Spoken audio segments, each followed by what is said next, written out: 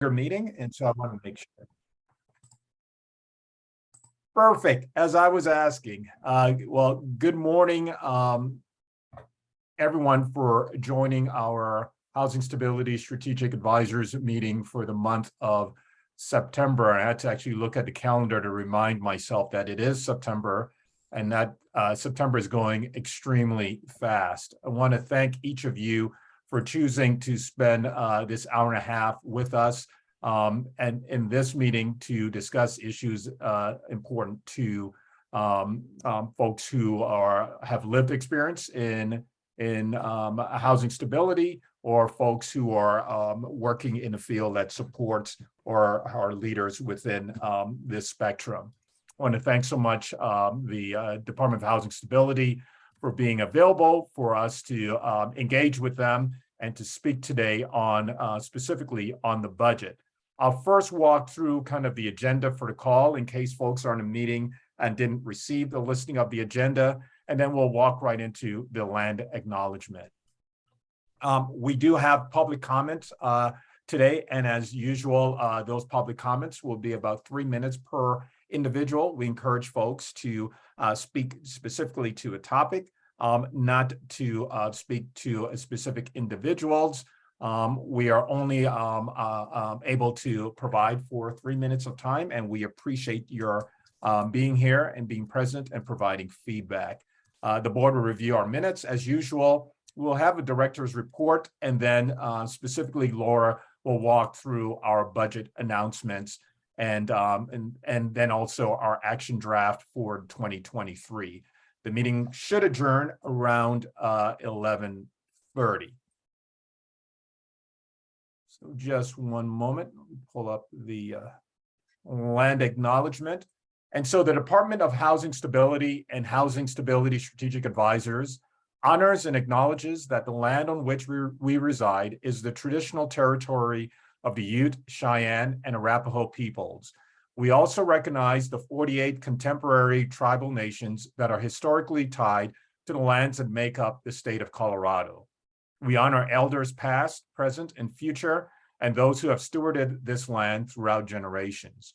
We also recognize that government, academic, and cultural institutions were founded upon and continue to enact exclusions and erasures of Indigenous peoples.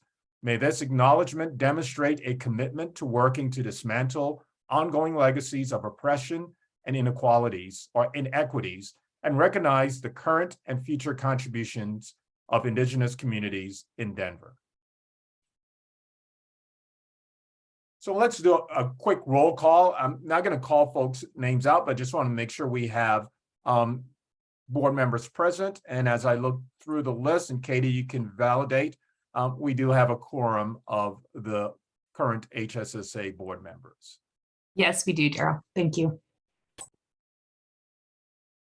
So Katie, I'll turn it over to you or Sabrina for to open the lines for public comments. Yep. If we have any members of the public on the call who would like to unmute and give comment, you should now be able to do so.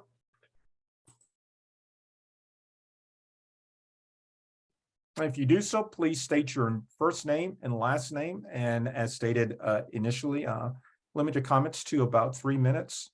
This is kind of my teacher pause, so I'm talking to give folks an opportunity to jump on in. So I'll stop for a second. We'll wait for a minute or two to see if there's comments, and if there is none, we will move forward with the agenda.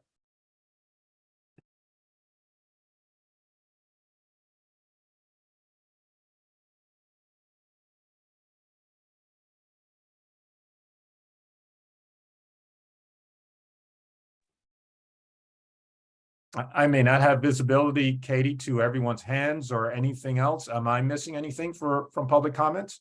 Nope, I'm not seeing any hands raised. Okay, thank you so much. Well, thank you to the members of the public that are on the call. Know that this is not the only opportunity that you have to communicate to host or to members of the HSSA board. Feel free in between these meetings to send emails or communications to either the department or the advisors, and we'll ensure that those comments, communications are brought forward or elevated in our next meeting. let's move towards the approval of the minutes for the August 19th meeting.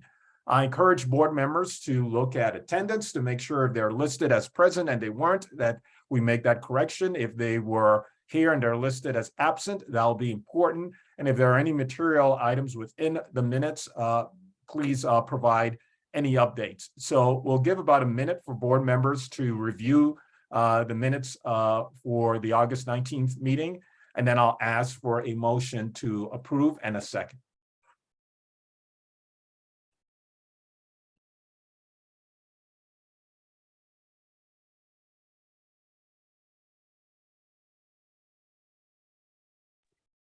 On Friday mornings, my minutes go much faster than they do during the week. So that was about a minute for board members. Do I have a motion to approve the August 19th minutes? So moved. This is Melanie. Moved by Melanie, seconded by Kuika. Are there any comments, questions about the minutes as provided by Katie? And thank you once again, Katie, for sending those out well in advance of our meetings for us to be able to review. Hearing none, I'll ask board members to come off of mute and just for us to do it by acclamation instead of going through a roll call. All those in favor of approving the minutes, say yes or aye. Yes. Aye. Yes. All those opposed? Any leaders abstaining? Hearing none, our minutes are approved. And Laura, I'll turn it over to you. And I know some folks may have joined a little bit late. So if you don't mind maybe sharing a little bit as to why you're leading us in the executive director's report this morning. Absolutely. Thank you so much, Daryl. I'm Laura Brzezinski. I am our Deputy Director of Operations for the Department of Housing Stability. Britta was not feeling well this week and today, and is resting up for some travel for next week, so is not going to be able to join us during our meeting today. She may listen in, but I will cover the information, including the director updates and an overview of our proposed 2023 budget. So without further ado, I will give you a few updates on some of the work happening across our team. So here are a couple of things to give updates to the HSSA members on. Quality Inn, we've previously informed this group via email about the closure of our protective action site at the Quality Inn, which is actually closing today. The protective action hotels were really set up, and I know we've talked with this group about those strategies in the past as part of our emergency response. They were planned to be temporary in coordination with funding from FEMA for emergency response. And as our really shelters that were set up as part of COVID response are anticipated to step down, we've worked with our partners to begin transitioning guests from those sites to other facilities and to housing. We recognize, of course, that this transition is difficult and that our service partners have really continued to work tirelessly to offer and provide individual case management to all guests, including remaining guests at this site, to connect to housing, to connect to alternative shelter. And as of earlier this week, we had more than 60% of the guests at the Quality Inn that had discharge plans to go to either housing or to other protective action non-congregate hotels. And all of the remaining guests at the Quality Inn have been offered a reserved shelter space and transportation should they choose to take that. We're continuing to monitor the need for protective action as we really navigate the availability of federal funds. We have 2 additional sites that remain open as protective action and activated respite at a loft and the Park Avenue Inn.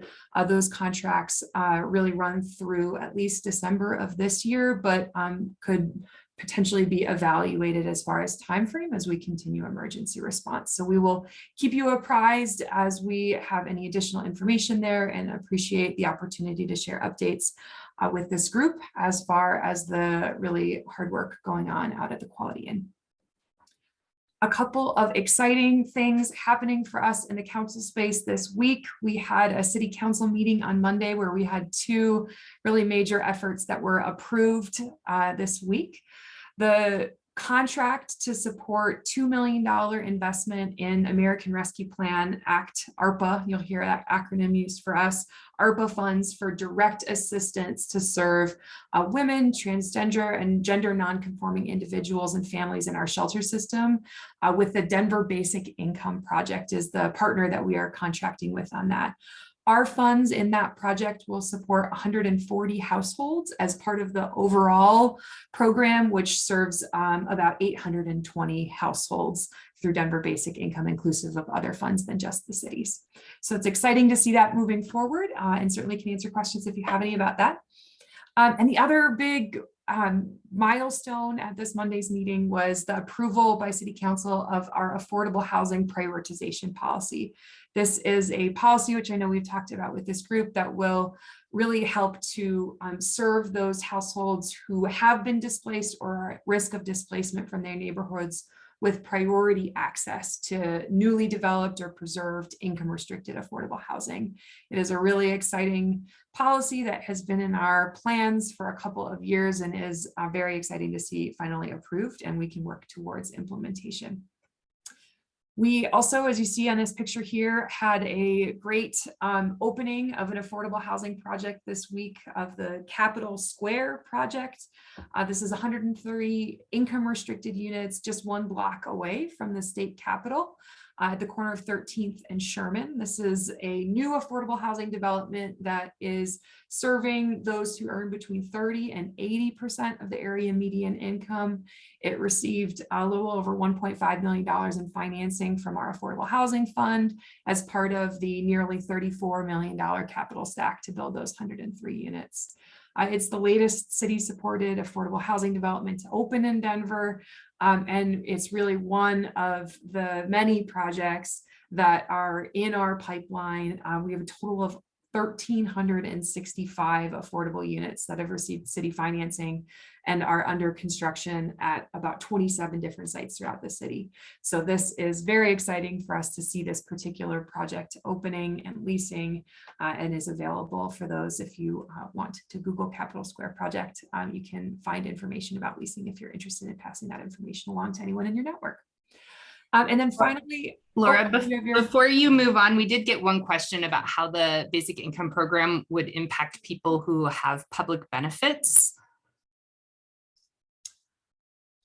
Is there a specific question in the chat, just how it would impact them?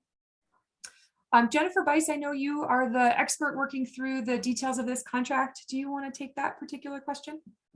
I sure can. Thanks for the question. So with the Denver Basic Income Project, the team that has been working on that really has been working hard with state partners to exempt benefits where we can. So working with state partners and federal partners as necessary to exempt this income from benefits calculations. So there's been some good progress on that. But there are some pieces, I think some of the federal benefits that they haven't been able to get exempted yet. And so another really important part of the project is to provide really clear information to participants up front about how this income could impact their benefits. So everyone is really empowered to make that informed decision about what's going to best meet their needs. That's kind of a high level answer. Happy to take any follow-ups on that or anything else with the Basic Income Project.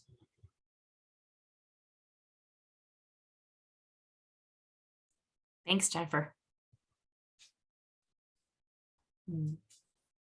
Thanks for pausing us on questions. If there are other questions, please feel free to put them in the chat, or I'll pause at the end of the overview and see if there's any additional questions. But just one more item here is a update that our annual report on 2021 will be out in the next couple of weeks. We'll make sure that this group receives that as soon as it is available. It is both a reflection on 2021 and the outcomes from that year, but it's also a final report on our former Housing and Inclusive Denver plan, which you may recall, and some of you helped to inform that plan. It was the city's affordable housing and other homelessness investment plan prior to our current 5-year strategic plan. So as a sneak peek, we are proud to announce a few things that are really exciting outcomes from that report and accomplishments under the Housing Inclusive Denver, an Inclusive Denver plan. We were really able to exceed 3 out of 4 of the plan's goals in only 4 years. It was a 5-year plan, and accomplishments in 4 years is pretty incredible. So there was a goal of creating 2,000 affordable homes, and we created more than 2,700 in just 4 years, which is amazing. There was a goal of serving 25,000 households in programs that help people access housing, like counseling and down payment assistance. We served 25,000 households in just 4 years. There was a goal of serving more than 10,000 households in stability programs, things like eviction assistance, rent utility assistance, and we more than doubled that goal in only 4 years by serving 25,000 households, where the goal was 10,000, which is incredible. And then finally, there was a goal to preserve about 1,000 units of affordable housing. In just 4 years, we made it 80% of the way to that goal, preserving 837 units, and continue to work on preservation in our new planning as well. So some pretty incredible accomplishments for 4 years of the Housing and Inclusive Denver Plan. So kudos to the host team and teams in previous agencies before we were all pulled together at host that helped to implement that plan. Kudos to partners that helped to inform and execute against that plan. It is really exciting to be able to celebrate some of those accomplishments. So with that, I will pause and see if there are any other questions around some of these updates or activities happening in the host space. Laura, thank you so much for the information, and would love to encourage board members. These are some meaty topics that Laura just walked through.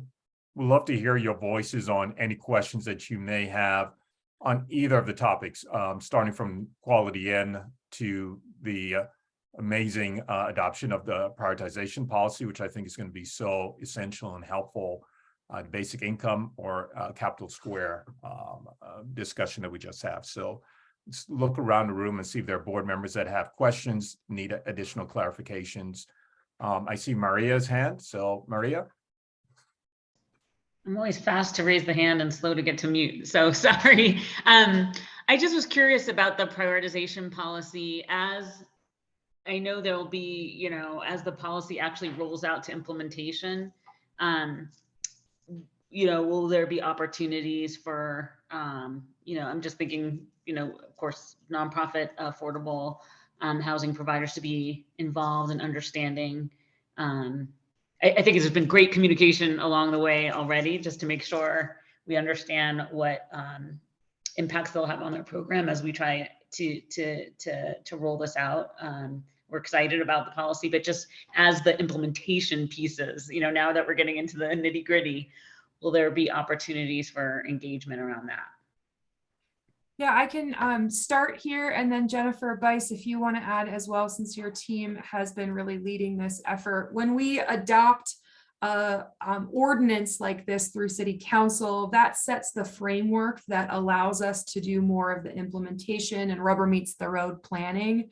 Typically, the next step from a regulatory standpoint is to develop rules and regulations that are the layer below the ordinance that helps really create a lot of the framework that will help to support how we put into action what the ordinance allows. So a next major step is development of the rules and regulations. Jennifer Bice, do you want to talk a little bit more about process there and engagement opportunities for stakeholders? Thanks, Laura. Yes, so that is our next step, is to turn to the development of rules and regulations. There are a number of things that we have planned to cover in rules and regulations, and we'll be working with Sabrina and team to craft our engagement plan around that. So yes, there will be opportunities to engage there. Our implementation date for the policy, which is in ordinance, is July 1st of 2024. So we have a pretty significant runway to do that planning with partners. The other piece that is not in rules and regs, but that we will also be working on in that period and need to engage with folks on, is the development of the data system that's going to support the implementation of the policy, as well as provide kind of that one-stop shop online tool for residents to identify affordable housing opportunities in Denver. So we have a procurement for that data system out now. and are hoping to bring a contract forward to City Council by the end of this year. But we'll also be really needing to engage with potential users of that system as we're doing that. So folks like Habitat, folks like our other development partners, community organizations, community navigators. So all of that will be coming as well. And so part of that implementation date being a little bit later is really to make sure we have time to put all of those pieces in place. Well, that's great to hear. Thank you so much. Jennifer, may I add a follow-up on that? So the procurement process, and then Josh, I'm going to come to you next. The procurement process, that assumes that it is external, meaning that there is a RFP or some level that there'll be someone outside of host that will develop that database and dashboard system. Yep, we are seeking to procure for a software vendor or other kind of cloud-based technology solution to develop that portal that would be available to residents to search for affordable housing, available to developers to or property managers to post their units, and available to host to administer the program. Excellent. And Josh, and may I ask Katie, can we go back to the not showing the slide so we can see folks' faces a little bit? Thank you so much. And Josh? Yes, good morning. I was just curious. There certainly has been a lot of conversations and or noise about the standing down of Quality Inn. And I'm just curious for our benefits, could anyone provide sort of details of, what we had hoped might happen, what actually happened, and what has been learned through the process as we anticipate other hotels being stood down in the coming months?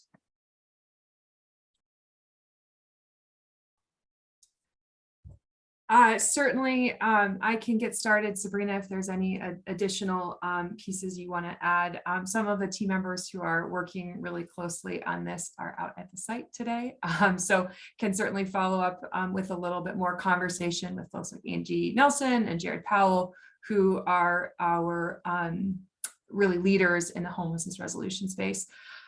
We are working really closely with the Colorado Coalition for the Homeless, who is the one who's actually holding the lease to this site. The city has a contract with the Colorado Coalition for the Homeless, and they're the ones who, through that contract, have supported with resources, but they're the ones that actually hold in the lease agreement for the site. They've been working really closely with case management support to help engage with residents and guests at that site to try and connect them to really options that can best serve individual needs.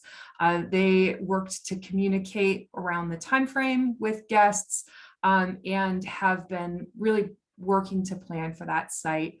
We had 2 sites already that have stepped down, so learning around some of the communication with guests and the support for transportation, for housing, for other resources as part of that individualized case management, we have learned from historic experiences and integrated into this process. We're really proud and excited that we have really successfully managed to connect about 445 individuals from protective action hotels to exit to housing. So that's really exciting for us to see. And I mentioned earlier, that's about 60% of the individuals are already from this site as of earlier this week connected to housing and to other protective action. I think we're continuing to learn from these experiences. I would be happy to follow up with our team, Josh, and make sure that we get a chance to talk a little bit more with you as we're debriefing on this process about what we may learn for future opportunities. But those are some of the things I know our teams have been working closely with Colorado Coalition for the Homeless on with regard to this particular site. Sabrina, is there anything else you'd like to add? Yeah, I think I would just add that with our previous closures, we didn't engage in a whole lot of proactive communications planning with our partners. And I think that we see a definite need to do that for our future ones. So we already have planning slated to do that for what's coming in the future and to be a lot more proactive about trying to communicate both with City Council and some of our community advocacy partners about what's coming, and just really making sure people know what's coming, and guests at these locations, to make sure everybody knows what's coming and that we're communicating as proactively as possible. I do also think it's important to note that one of the big differences between our past closures and this one is that we have a relatively new advocacy organization that's been highly involved in the media, and also just really with the residents on this closure. And so we've been really working closely with them, and they have just started meeting with us on a monthly basis. So I think going forward, knowing that we have monthly touch bases with them to be communicating these things so they feel more informed will be really helpful as well. Thank you, Josh, for asking that question. I'm looking around the room to see if there are additional questions on any of the executive director's report. I have two quick questions. And the first question, I'll start with quality in, and since Josh teed that up, for kind of the kind of process runway for stand downs, Laura and possibly Sabrina, anyone else that has context, can you share kind of what the runway should look like? So for example, the communication, like it's 60 days, notification. You don't have to go into a ton of detail, but I think to bring it out into the room, there may be folks on the call that aren't aware of what the exact process runway is. And then I will ask for the stand downs that we're assuming in December, possibly January, because of weather. It's going to be colder, it's going to be a little bit different. Are there any additional changes that you're looking for that kind of process runway for stand downs during that time of year? So curious as to what the current or future process looks like. Do you want me to take that, Laura? Go ahead. I can so around the ones later this year. For some context, go ahead. Yeah, I think again, within the context that like we're constantly reevaluating the situation with the federal government, the public health emergency around COVID, and having to constantly reevaluate like whether that is going to come to an end and whether funds would come to an end. With Quality In and CCH, we had conversations, prior to knowing whether those would be extended beyond December. And they felt very strongly that because their lease ended for Quality In at the end of this month, and because of some staffing challenges that they were facing, that this was the best time for them to go ahead and close that facility, knowing that we certainly did not want to have a situation where all of our protective action sites were closing at once in the middle of winter and potentially overloading our shelter system. And so in conversations with them, while we did discuss the possibility of this site staying open until December, the decision was made that this was better timing for CCH, and that it would also prevent us from having potentially a lot of people being discharged in the middle of the winter. We do normally give 30 days advance notice to guests. They, of course, always know that these are temporary emergency shelter situations, and we're always having case managers work with people to try to identify their housing plans far in advance of that. So, even before the end of this, they had housed a lot of people at that facility throughout, the 2 years prior. And so we're always, our case managers are always working to do that with folks.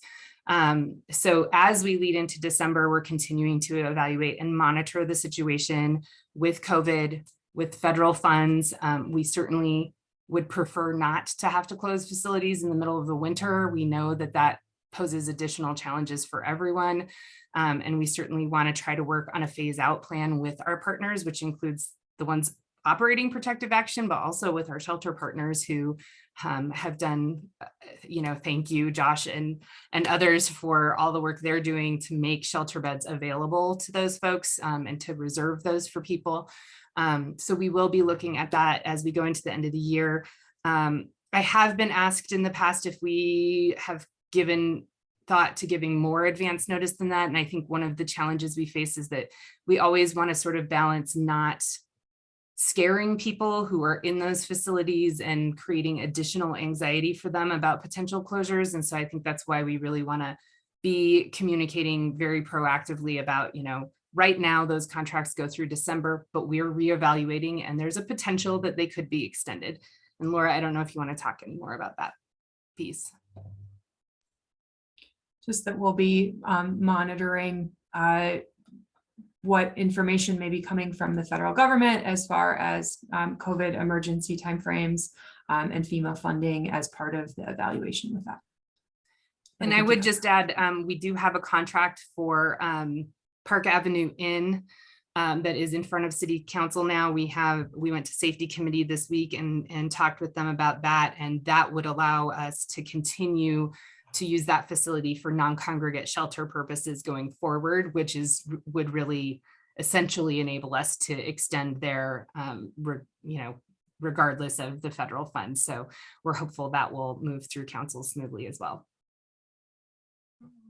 Okay, thank you, Sabrina, and thank you, Laura. I mean, I only share that knowing that the impact with all best case scenarios, something happening in December and January, I think it's going to be really, it's going to be a difficult transition for everyone. And so, however, this board and the leaders on this board who support this process can be involved early or communicating out to the communities that we speak with. However, we can support that.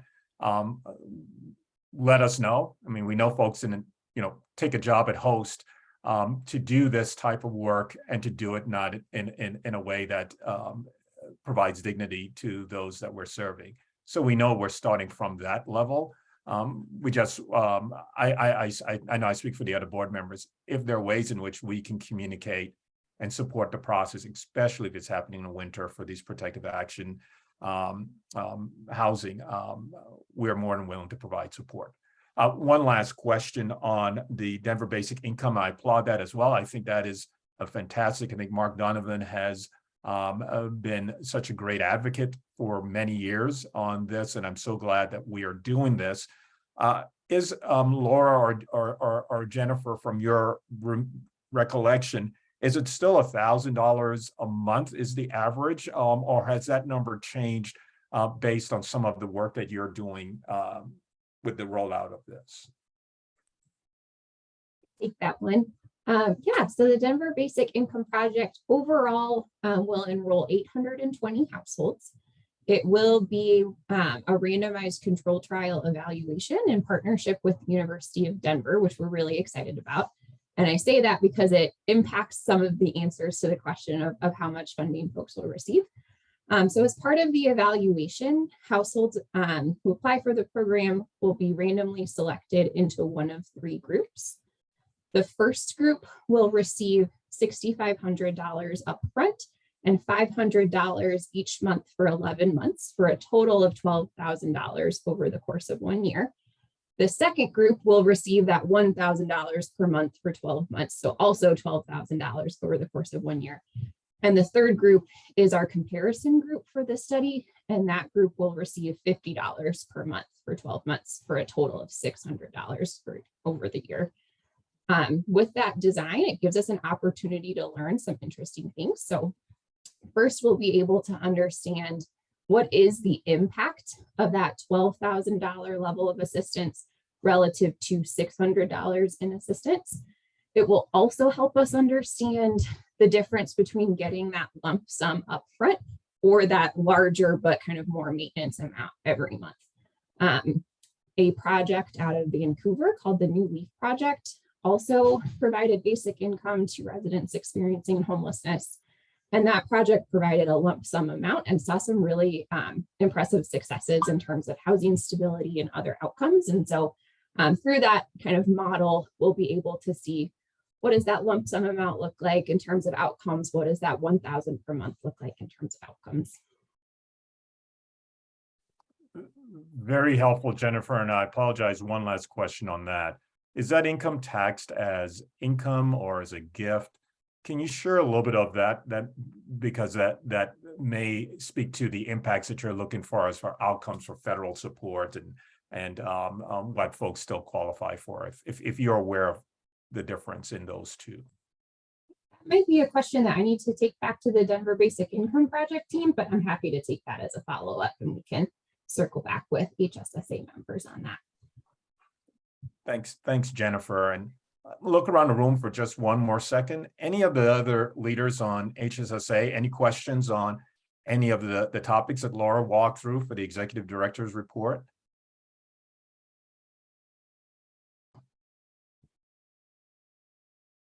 Seeing and hearing none, thank you, Laura, so much for that presentation, and I turn it back to you for the budget announcements and discussion. Absolutely. So I am going to cover some exciting information from this week. That is the release of the I city. apologize, Laura. I was remiss. I missed a Q&A question from a member of the public that asked, and I think Jennifer may have spoken to this, but if you don't mind me reading that, and I apologize for interrupting, Laura. It says for the 820 households, are they going to be referred by organizations? Yes, so to participate in the Denver Basic Income Project, the project is working with a network of community-based organizations across Denver. And so folks will be needing to work with one of those community-based organizations to get connected with the project.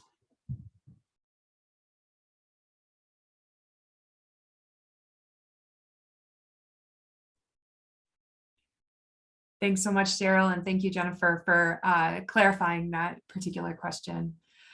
So the next two pieces on our agenda are really going hand in hand. The announcements on the 2023 budget, we want to give you an overview on, but how those integrate into our plan for 2023 is a critical component of how we expect to really make strides towards achieving our 5-year goals in this upcoming year. So Katie, if you wouldn't mind sharing the 2023 budget slides, we'll give you an overview and certainly let you know that we will have a presentation at City Council to go over our proposed 2023 budget in more detail on September 27th here in the next couple of weeks. Happy to make the link to that available, but that is where we will talk in a little bit more detail about some of the specific numbers. But really, as the Department of Finance, who really guides and leads our budget process, was going out to engage community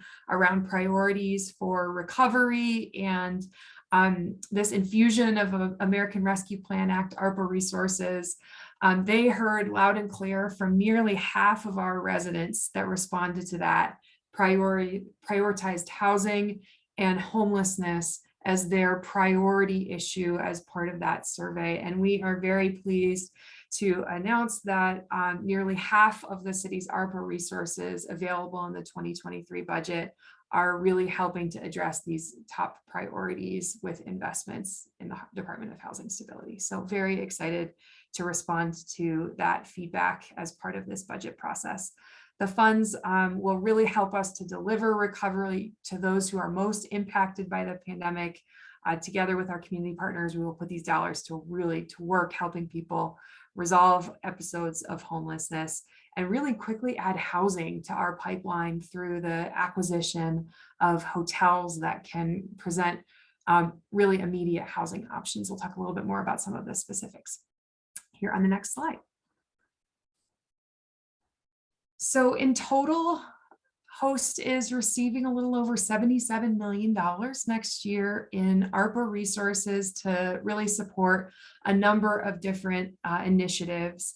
As part of that package, this is a few pieces as an overview. We'll expect to utilize a little over $23 million to acquire and rehab 2 hotels to really offer stability, housing navigation, and other services to neighbors and families who are currently living in encampments that I know we have seen grow in our community as we help to support people connecting to housing. These funds will also help us to invest another $20 million towards the acquisition of 2 additional hotels. We expect to be more than 200 units of supportive housing so that we can really provide that housing solution to help people connect to and help exit homelessness. In addition to those acquisition opportunities, we will be continuing support for our safe outdoor spaces. You see this $7.8 million available to help support an additional 2 years of funding at that contract amount, and to be able to continue safe parking. This is proposed at $600,000 for 2023. So these are items that were supported in our previous ARPA tranches of funding in 2022, and we are really excited to be able to continue supporting, of course, pending council approval of the budget, which we'll talk about some more specifics here in just a few minutes. In addition to the support for resolving homelessness and creating housing, we also have received support in the 2023 ARPA tranche for $10 million to support affordable homeownership development, as well as $10 million to expand down payment assistance programs to help us really address historic racial disparities in homeownership rates. I know we've talked in many of our conversations about that as part of our strategic plan and goals. So it's really exciting to be able to expand our Metro DPA SE program, which is really working to serve BIPOC households with this expanded investment.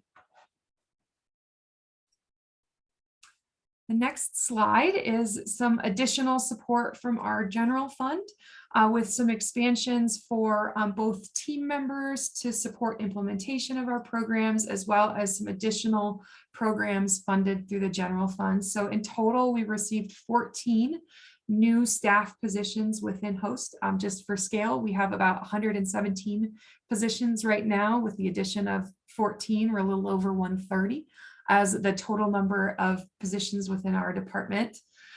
These positions will help to support public and stakeholder engagement, help with the implementation of the prioritization policy and the expanding housing affordability policies that we've discussed with this group, help to create a locally supported voucher program for supportive housing, as well as ensure compliance with foreclosure and eviction prevention ordinances that have been adopted through City Council this year. We also had received some support to do a pilot program to help purchase RVs and help to connect those who are living in vehicles experiencing unsheltered homelessness, to connect them to housing through rental assistance and help to support exits from homelessness. We also received resources for foreclosure legal assistance, as well as support for HOAs, individuals who may be struggling to keep up with HOA fees, to help support and roll out a program with that in mind as well. On the next slide are a few ways that we have been planning in 2023 to use our homelessness resolution fund. Just as a reminder, we have two special revenue funds that are dedicated sources of local revenue towards affordable housing and homelessness. Our Affordable Housing Fund, which primarily supports development and some programs, and our Homelessness Resolution Fund, which is a voter-approved sales tax that really helps to support housing, shelter, and other services for people experiencing homelessness.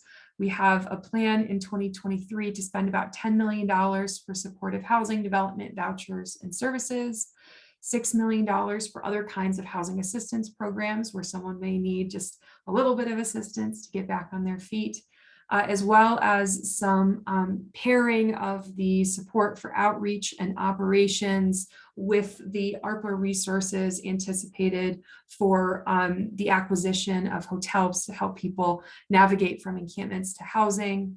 We are looking to expand some support for emergency shelter for families. That's anticipated about $10 million in 2023 for the emergency shelter resources, paired with about $1.25 million for case management to help people connect from shelter to housing, and then some support in 2023 for really complex case navigation for individuals who may need highly skilled case managers to navigate resources, really some support for that in our plans for 2023 as well.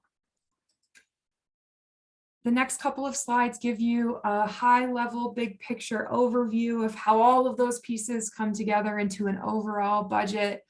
I'm going to pause on this slide at $254 million is the total number for host in the 2023 budget. That is an incredible investment towards housing, towards homelessness resolution, towards housing stability efforts. You can see here how this breaks down across the different resources, that is across different emergency and recovery resources, a little over $88 million in that dark blue at the top. Some other funds, some historic or one-time funds at about $22.5 million, as well as $11.4 million in more of our typical federal grants, our community development block grants, our home resources that are our regular federal funds separate from the COVID emergency funds. You can see our two special revenue funds that I mentioned here at nearly $49 million is the total amount available in our regular collection for the Homelessness Resolution Fund next year, and about $46.7 million in our Affordable Housing Fund, as well as a general fund of about $35.7 million that together roll up into that $254 million number. The next slide is a snapshot of what the expected expenditure is across that $254 million budget by the pillars in our strategic plan. You can see that this is broken down by our housing opportunity pillar, our housing stability pillar, our homelessness resolution pillar, our operations pillar, and then our DHA payment, which you'll see in a little bit more detail on the next page as well.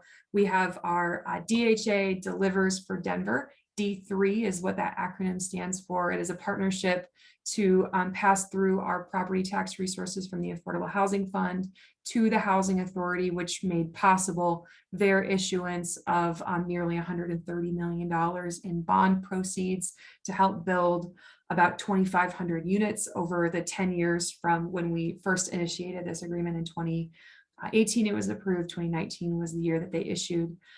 So that is one component that really helps with our housing opportunity goals as well, and is called out separately here.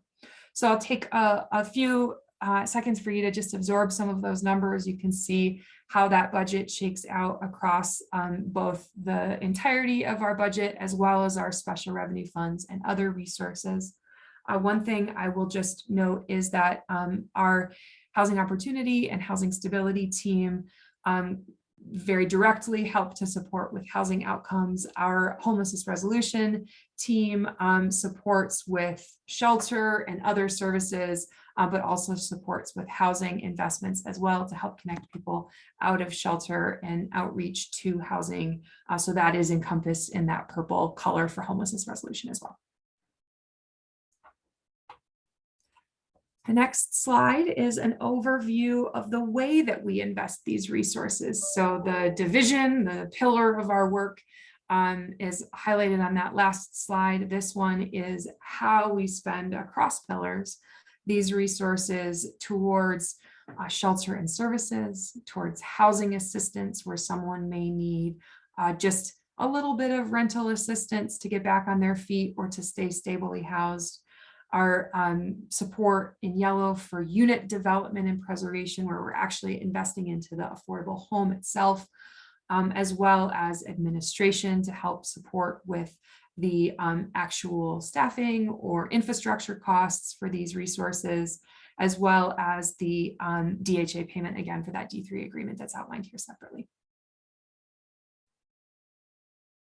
I will get through the last couple of slides and then we can certainly pause for any questions you may have, including if there's any specifics on these slides that you want to come back and look at in more detail.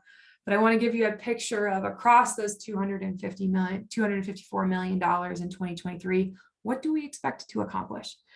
So we're really expecting to create and preserve over 1,725 affordable homes, with those resources. That is an incredible amount, and a really an amazing year for those projections, to serve more than 3,300 households in housing opportunity programs for housing assistance, counseling, down payment support, to serve more than 8,600 households in stability programs. That includes more than 1,700 with eviction legal defense, and to serve more than 2,500 households in rehousing and supportive housing programs through our homelessness resolution team.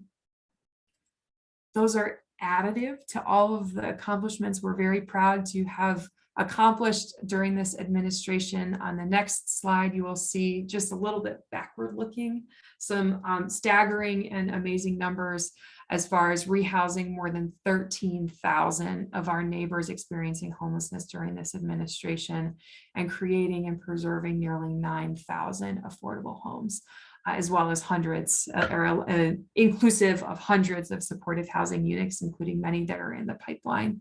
So really, we are excited that this budget echoes the priorities of our community, with a significant focus on hosts' work to really create a safe, healthy, and connected Denver for all of our residents. So we will talk a little bit more about some of the strategies that budget helps to support in Jennifer's overview of the action plan. But just one last piece to give you a little sense of what comes next. So this is the step where we are in the furthest to the right stage, where we have released the budget. You can see a lot of the pieces that have been happening in anticipation of this time, where we are identifying gaps in deliberative discussions with our Department of Finance partners, leading up to the announcement and review of the mayor's proposed 2023 budget.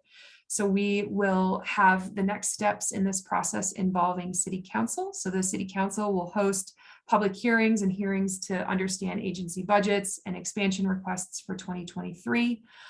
We, as I mentioned earlier, have our presentation on the 27th of September. Once City Council hears all of the presentations across the different agencies, they go into their own deliberative process, where they evaluate whether there's any amendments they may propose to the mayor's budget, and then submit those to the mayor. There's conversation about whether and which of those items that may be considered as far as updates to a October version of the budget that the mayor submits as far as a final budget, and then moving through the City Council process and getting that budget adopted by the statutory deadline of November. So that is a lot of information, I know, around our budget and some expansions and the excitement around this overall package for host in 2023. I will pause there. Daryl, if there are any questions that you want to facilitate across the team as far as clarifications on budget.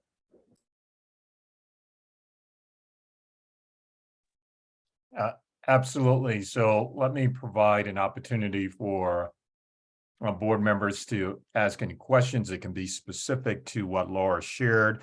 Possibly if there are items that you didn't see that you want some more clarity on. I see Amy Webb is on the call as well. So we have the full team available for questions. So for board members, let me take a second and look around the room. I know there's a lot to digest. So let's start first with Melanie. Yeah, I'll ask what hopefully I think is an easy question while folks are digesting it. And Laura, I think you probably said this and I have just missed it either in the presentation or the announcement. Can you just remind me how this compares to the current year budget? Yeah, our 2023 or 2022 action plan outlined $270 million. There were some one-time funds that were COVID specific in 23. So it's a little bit smaller than the 2022 number at $254 million. But we are really excited about these investments towards housing and homelessness.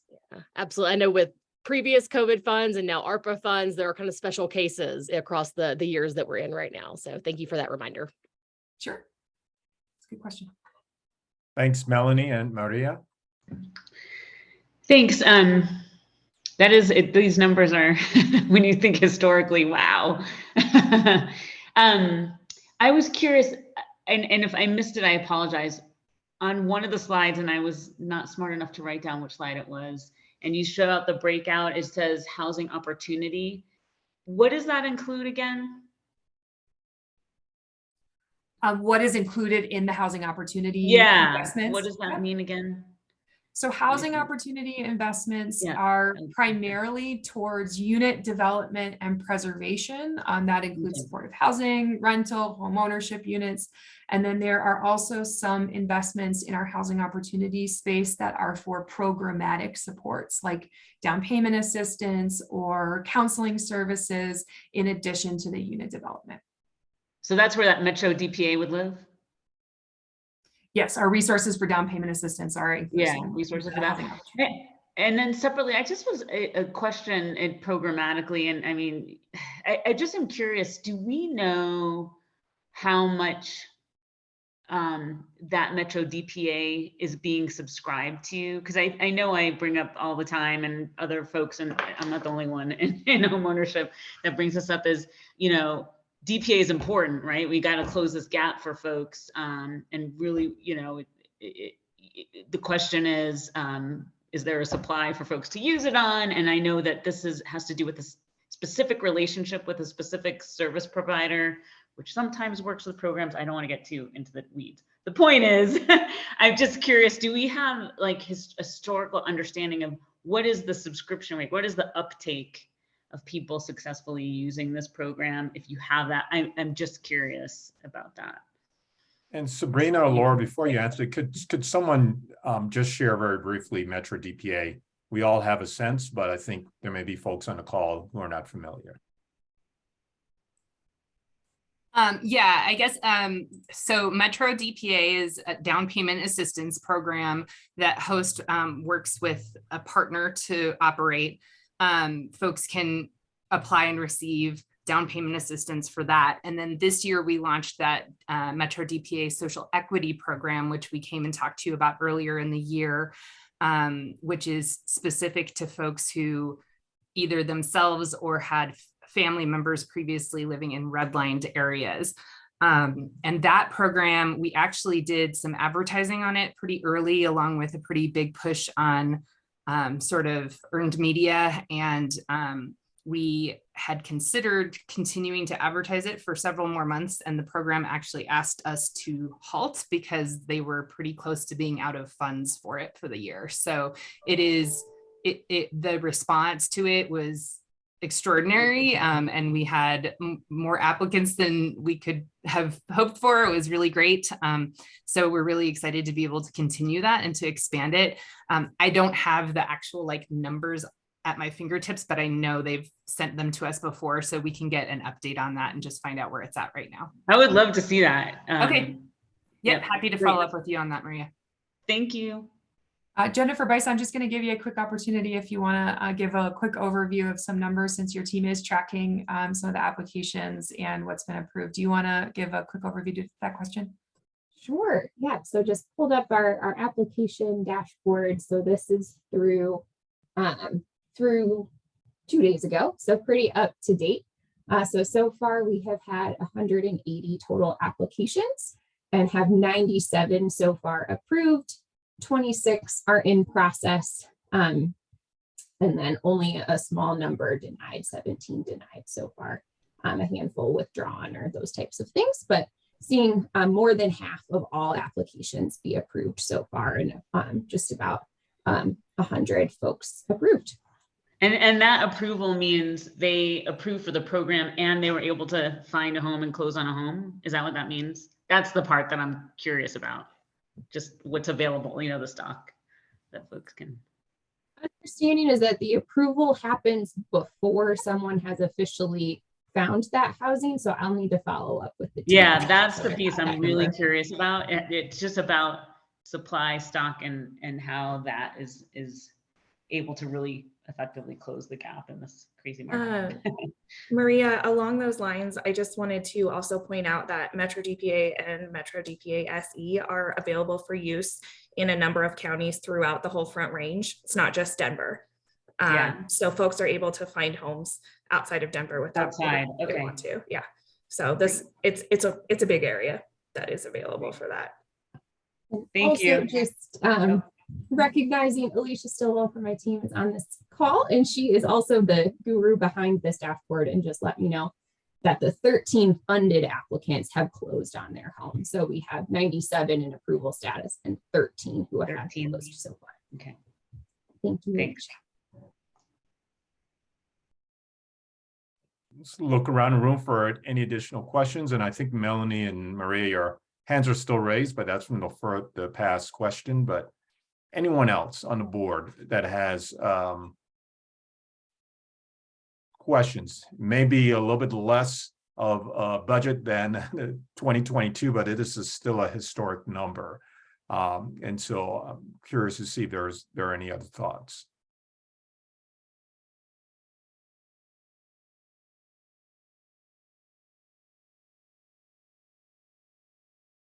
All right, seeing none, I have a few questions that I wanted to pose, and then obviously if board members have questions, please chime in as well, and then we'll turn it over to Jennifer for the 5-year for the action plan present out as well. Question on and I guess it would be specific to the housing opportunity section for the presentation. Structurally, when we're looking at the budget, how do we structure kind of the percent of what goes where? Now, I know within the action plan, there are some very specific targets as to what we're seeking. But when we look at a 254 million budget, how do we determine the percent to place to housing opportunities specific to housing stability, whether it's Metro DPA or anything else? What's that thought process, and how do we balance that based on the information we have from the prior year? How does that informed? I know it's kind of a general question, but just curious on the architecture of how that's. Yeah, it's a very good question, Daryl. I would start by acknowledging that there are some funds that have specific eligible uses that only can be used in a certain way. So there might be some funds that can only be used on homelessness resolution or only be used for housing opportunity purposes.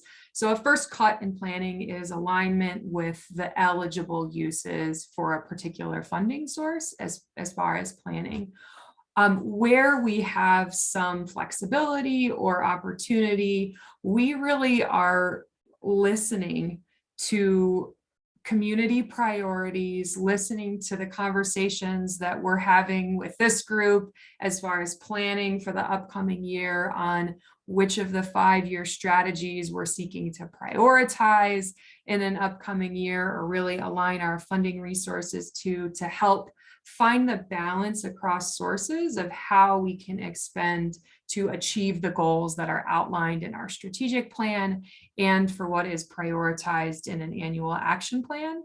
And then for the deliberative process with the Department of Finance, we're really working with them and the mayor's office to evaluate, again, with that community feedback, with that stakeholder feedback, how expansions to our base budget may be considered in an upcoming year. So those are some of the foundation and building blocks to how we really plan for resources in the upcoming year.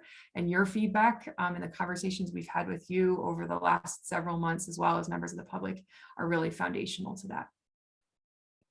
Helpful, Laura, and then a kind of a sub question to that.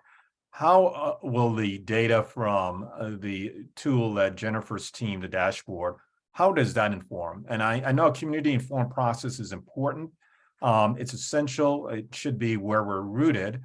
Also, where data is demonstrating impact or maybe adverse effects that we're not hitting impacts. How is that balanced in a discussion to just the community informed process as well? And if it doesn't make sense, I'll try to clarify. Well, you cut off at the end there, Daryl, but I think what I'm hearing you ask is, as we get the data dashboard that looks at maybe some of the long-term goals that we're seeking to achieve with our plan, how do we use that data to help inform decision-making? Yeah, what are you projecting for decisioning? Because I understand, I mean, there are lots of folks, very qualified folks providing you input. This board is doing that as well, but that's kind of qualitative. I'm just curious on the quantitative side as to where you see the impact for budgeting and priorities. Yeah, absolutely. I think the foundation of our 5-year goals is another major component and is a topic that I know we've talked with this group about as well, as far as how we may evaluate those strategic goals as part of our annual action planning process. And so we're looking at progress towards the 5-year strategies as part of annual action planning and budget development. And I think the other quantitative thing that, in addition to, are we on track? Are we needing to prioritize any particular goals as part of our planning process, is data informed by the goals and the strategies. So too, do we also look at the expenditure of historic resources and where we may have more of the quantitative financial aspects in planning for and potentially adjusting our budget needs to align with expenditures and experiences from previous years as well. That's helpful. And I have one final question on the priorities for homelessness resolution. I didn't see a breakout, and obviously this is just a high level visual listing. I'm sure behind the scenes you have all the line items, but I was curious on the spend for outreach. And so as we're looking at supporting the current point in time process that we have to a more individualized outreach where we're counting one for one. Everyone that's experiencing unsheltered or unhoused residents in the city. What's your thoughts on the increase in the spend for that, for additional workers? Is that captured within the 14, or is there a different number for hiring additional folks to count folks that are actually living on the streets and ensuring that we're providing the right support and services to everyone on the streets?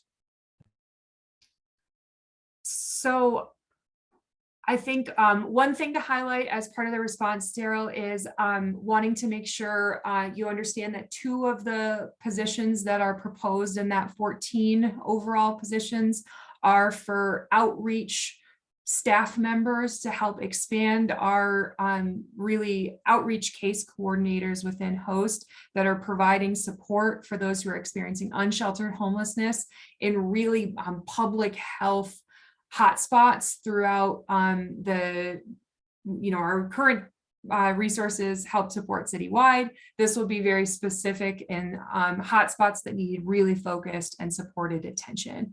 So that is part of what's planned as far as the expansion of our own resources for outreach. But a follow-up that we can certainly get you a little bit more information on is the proportion of our homelessness resolution resources that are for outreach services in contract with partners in email as a follow-up. That would be helpful. Let's see, any other questions from board members, and then we can turn it over to Jennifer. And I'm looking at Myra, looking at Thomas. I don't want to miss anyone's voices in this, and Kristen, Josh, Melanie, Maria, anyone else before we transition?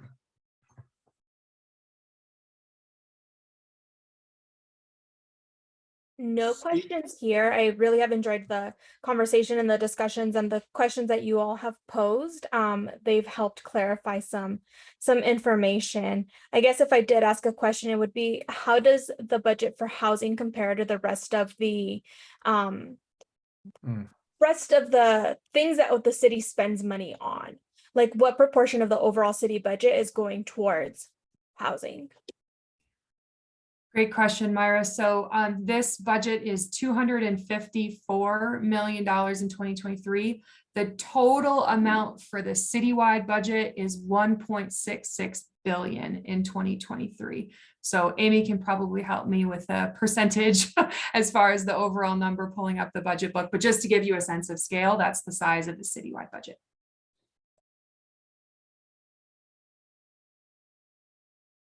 And I'll just share, this is Kristen Toombs with the state, with Division of Housing, that I don't have questions, but just want to share that we are in frequent communication with our friends at Host to make sure that we're coordinating around funding and efforts and how we can partner together. So there's kind of a constant dialogue there. So just appreciate that coordination as where we can, and just wanted folks to be aware of that too, that we're actively at the table so that we can help support what's happening in Denver and not do duplicative or counterproductive efforts unintentionally. So appreciate the coordination and partnership. Here, here, Kristen. Thank you for your partnership and many of the different things that you see us investing in, like support for unit development. Oftentimes we are co-funders in those developments and partners with the state, not only in planning, but also in funding of individual projects. So certainly appreciate your partnership, Kristen. Thanks, everyone. Laura, thank you so much for all the work and your entire team for bringing that forward. Jennifer, I'll transition to you for 2023 action plan. Carol, and thanks everyone for the robust discussion on the budget. This is a good follow-up to that.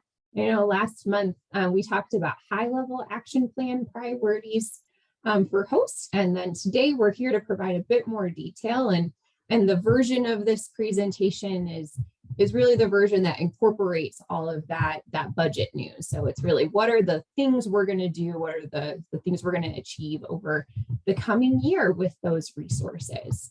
So Katie, if you could go to the next slide. So there's a lot of words on this slide. I'm not going to talk through all of them, but one thing we're really seeking to do in this action plan is to continue to be thoughtful about and highlight how our work is advancing equity. So this is a subset of all of the things that you'll see flagged in this way in the 2023 action plan. We're hoping to get the draft out for public comment next week. But just a few things to highlight. So one, as we've already talked about, we'll be really focusing some investment in our homeownership goals and improving the homeownership rate for BIPOC households through that development support, but also through expansion for Metro DPA social equity, which largely serves BIPOC households. Another piece that we are excited to be undertaking with some of those ARPA funds this year is the commissioning of what's called a disparity study. This is something that's done in the contracting space to articulate needs and assess needs for minority and women-owned business programs. But increasingly, communities are using this in the housing space to identify where we may need more racially explicit programming in order to rectify historic harms and disparities in housing. And so that is something that we are going to be undertaking this year to see how we can really do more in our equity space. So just a couple of things, also implementing mandatory affordable housing, which will help us get more affordable housing, especially in those areas of opportunity, targeting eviction resources to neighborhoods with the highest rates of evictions and other things. Next slide. So this is our kind of subset of housing opportunity priorities for the year. The next slide has those more specific unit targets that we were talking about, but didn't quite have nailed down last time. So in housing opportunity in the coming year, we're really focusing in on goals 1 and 3. So expanding access to affordable housing opportunities and expanding home ownership. As Laura already said, we're excited to have our budget support more than 1,700 units this year. That's through our funding, but also through the implementation of mandatory affordable housing. We're also working with other city agencies this year on the implementation of our affordable housing review team to support affordable developments in moving through city process. On the home ownership side, as Laura already said, that $10 million investment in the development of more affordable for sale homes, as well as the investment in down payment assistance and that disparity study, which can help us with our homeownership goal, but also other goals in this plan. So these are our unit targets for the coming year. So this will show you kind of that specific breakdown. Our goals for unit development, affordable home development in the 5-year plan were around deeply affordable homes, which we use that term to refer to housing that is affordable at 30% AMI or below. 3 or more bedroom homes to support affordable housing for families, as well as supportive housing. So you'll see all of those reflected here. I did also want to call out that because we have that ARPA investment on the for sale side, between for sale homes created and preserved, we're anticipating 213 units in the pipeline for 2023, which is up from 150 in our 2022 action plan. Also anticipating 150 units of mandatory housing created through our implementation of that policy tool this year. Next slide. In our housing stability space, we're working across all of the goals in that area of our plan this year. So first, in our goal to help households remain in their home and neighborhood of choice, we are continuing to implement the federally funded emergency rental assistance program. It's a significant infusion of funding that we're still able to use to support folks with rent assistance to stay in the homes they're already in. Additionally, in our eviction space, we are continuing to really work with partners on eviction legal defense and really focusing in our targeting and outreach for those efforts to neighborhoods with the highest rates of eviction. And then in foreclosure, where we have some new budget expansions, as Laura mentioned, we'll be launching a new foreclosure and legal assistance program that's aimed to serve 250 households annually. And we'll also be implementing new resources and systems to ensure homeowners are notified and provided with information about resources in the event that they're facing a foreclosure initiated by their homeowners association. Next slide. In our homelessness resolution space, this is one of 2 slides on this one. So we're also working across a number of goals in homelessness resolution. As Laura mentioned, we are receiving some ARPA funding to support our first goal around addressing unsheltered homelessness. So we will be investing in an encampment decommissioning model, which connects residents experiencing unsheltered homelessness with permanent housing as an alternative to staying unsheltered. That's a model that we have identified from Houston that's been doing some great work. And so we're excited to have the funding to invest in that way, as well as to continue our programming for safe outdoor space and safe parking. On the policy side for safe outdoor space and safe parking, we are also pursuing a project jointly with community planning and development that would pursue a long-term path in terms of our zoning and our ability to have safe outdoor space in the city beyond the COVID-19 emergency. We currently have temporary allowance of those uses that expire in December of 2023. So have launched some work with CPD already to get ready for next year and have a long-term path for those programs. And the second goal, expanding pathways to successful rehousing. As Laura mentioned, we're increasing, plan to increase the number of households served in rehousing and supportive housing programs to 2,550 next year, which is a bit more than halfway actually to our goal of getting to 3,000 by 2026, which is really exciting. And that includes some of our innovative solutions like the SIPR program, as well as Denver Basic Income Project and other investments. On the shelter side, in our third goal, focusing this year on improving accessibility of shelters and expanding support for guests with complex needs. As Laura talked about, we have some additional resources for complex case management, also creating spaces that are gender inclusive and designed for all gender identities. And our fourth goal, again, this is one where we have the ability to use our homelessness resolution fund in the coming year to really focus here, and we will be investing those resources to better meet the needs of families through providing safe temporary shelter options alongside case management and complementary supportive housing. Next slide.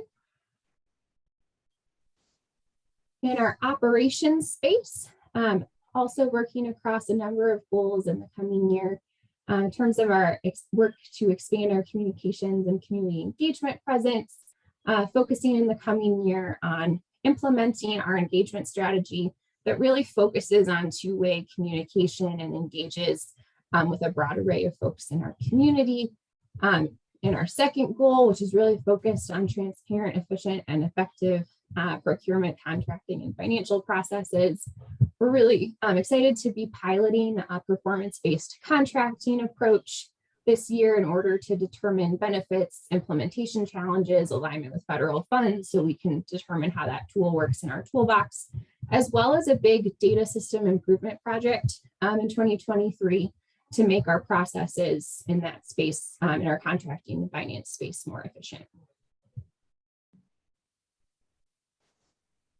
On the data side, we will, as a complement to the strategic plan dashboard that we are continuing to build out and showed you all last time, Amy's team is also working on a public-facing financial dashboard that would complement that. So to show that budget side of the coin, we are also, as I mentioned in the updates, excited to be procuring for, and in the next year, developing and implementing that new data system that would support prioritization policy, as well as make it easier to identify affordable housing opportunities citywide.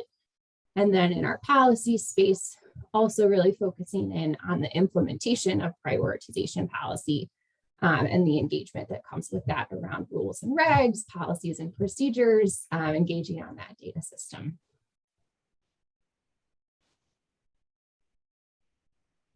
I think that was pretty rapid fire, but wanted to make sure we could get through it and have time for questions. So Daryl, I'll hand it back over to you. Jennifer, thank you so much. I see Myra's hand is up. Thank you. If we could just briefly go back, this was all really fast and great information, but on the topic of supporting homeowners that have experienced foreclosures through their HOA homeowner associations, could we go back to that again and go over what that would cover?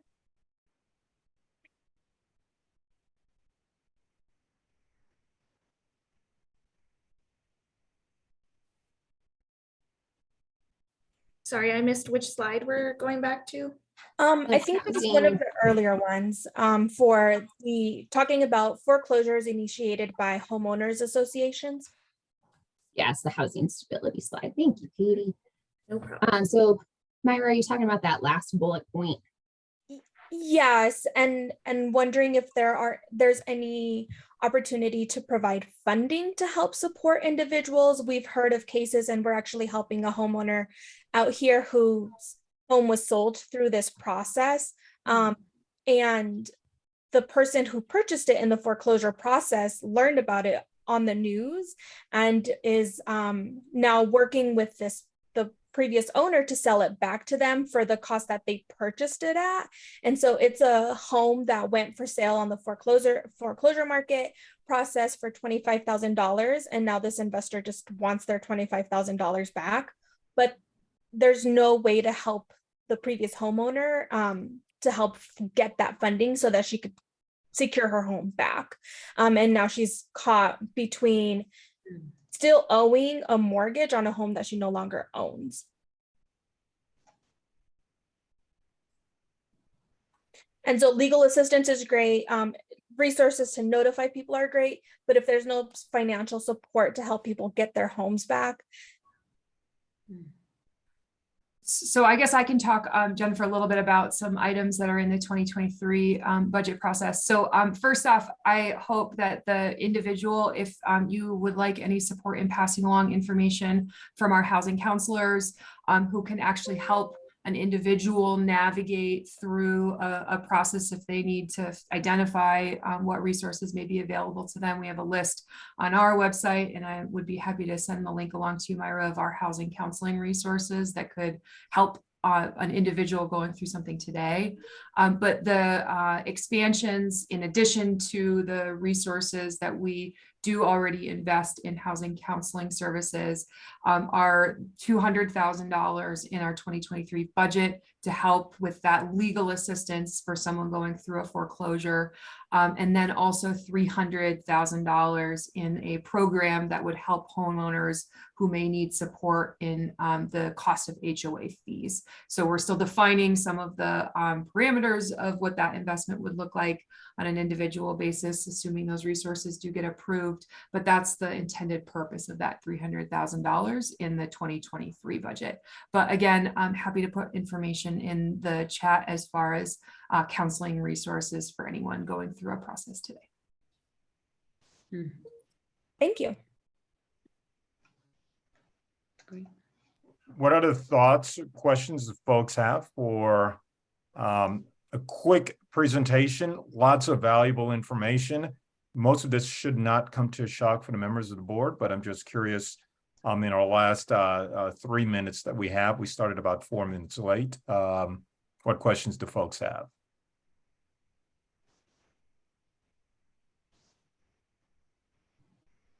So I have a process question, Jennifer and team.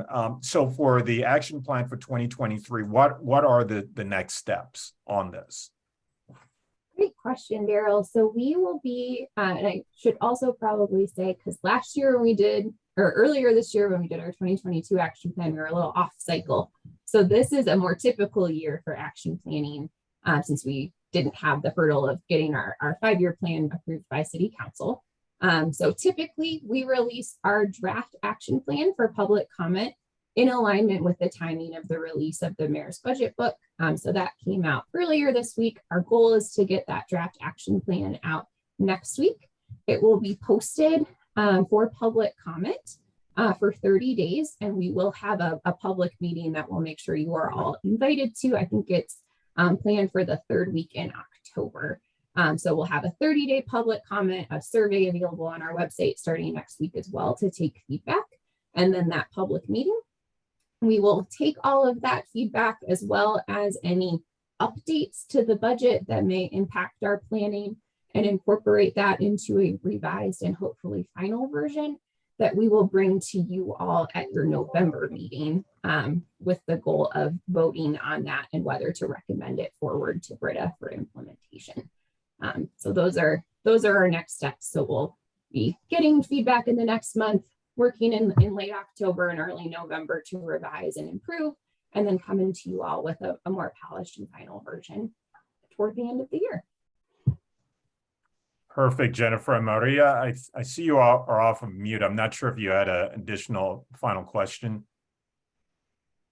Let's look around the room for any final thoughts as we come to the end of this meeting with lots of great information. We know that this board is going to engage more deeply in the prioritizations, the listing of that very healthy budget for the Department of Housing Stability, and then also look more deeply and participate in the action plan for 2023. So this is not the last time your voices are going to need to be heard. I want to thank staff, Laura, Jennifer, Sabrina, and everyone else. I know Amy, Amy's still there, that is still on. I know I'm missing names, but thank you all for all that you do with pulling this information together, engaging with community, and providing this board an opportunity to provide feedback on a regular basis. Thank you so much, Katie, on the daily, providing us so much information in between our meetings and really helping facilitate a really fantastic meeting each month. So thank you all. Thanks to the board members. Everyone else, please have a great weekend and look forward to seeing you again in about a month. Take care, everyone. Thanks, everybody. Thanks all.